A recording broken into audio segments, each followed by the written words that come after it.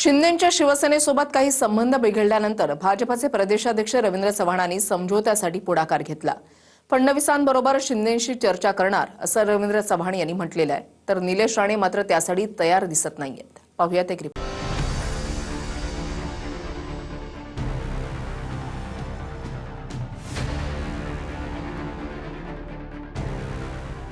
दोन दिवसा अगोदर आदरणीय एकनाथराव शिंदेजी उपमुख्यमंत्री आमचे महायुतीतले नेते आहेत, त्यांच्याशी चर्चा झाली।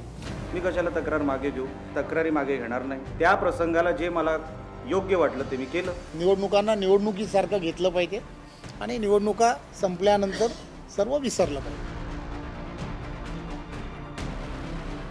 भाजपचे प्रदेशाध्यक्ष रवींद्र चव्हाणांवर शिंदेंच्या शिवसेनेच्या आक्रमक पवित्र्यानंतर रवींद्र चव्हाणांनी समोपचाराची भूमिका घेतली। 2 दिवसांआधीच एकनाथ शिंदेंशी चर्चा झाली। लवकरच फडणवीसांसोबत बसून शिंदेंशी चर्चा करणार असल्याचंही रवींद्र चव्हाण म्हणाले। काही दिवसा अगोदर काही घटनाक्रम असेच होत राहिले की त्या घटनाक्रमांमुळे काही ना काहीतरी विषय पुढे जात राहिले।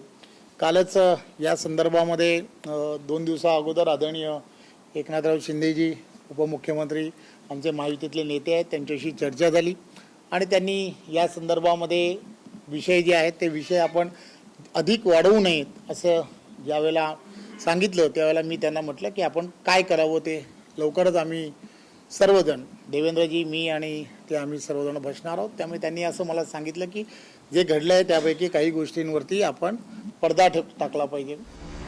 डोंबिवलीत शिंदेंचे पदाधिकारी आणि माजी नगरसेवकांना रवींद्र चव्हाणांनी भाजपात घेतलं। त्यावरून स्वतः शिंदे नाराज झाले।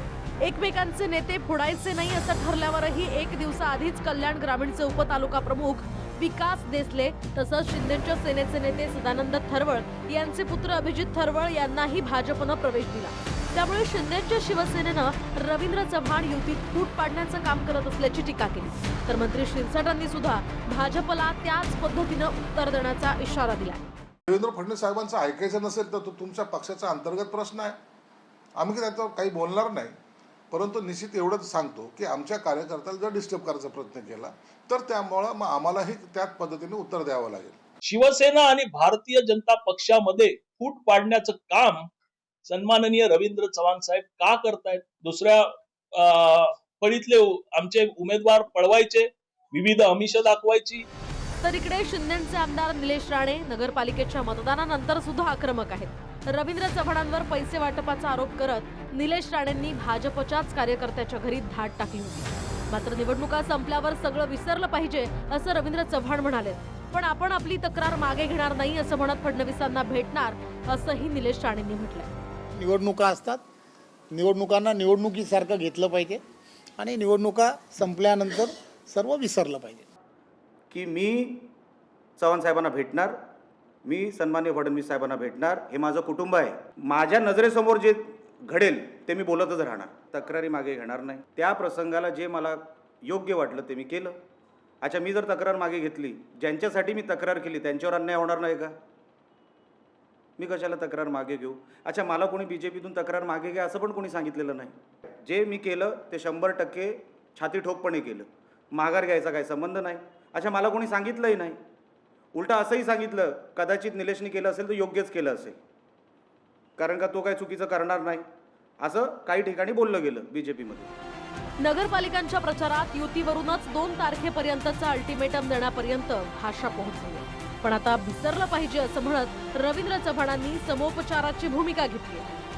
विकास गावकरसह bureau report, TV9 Marathi, Sindhudurg.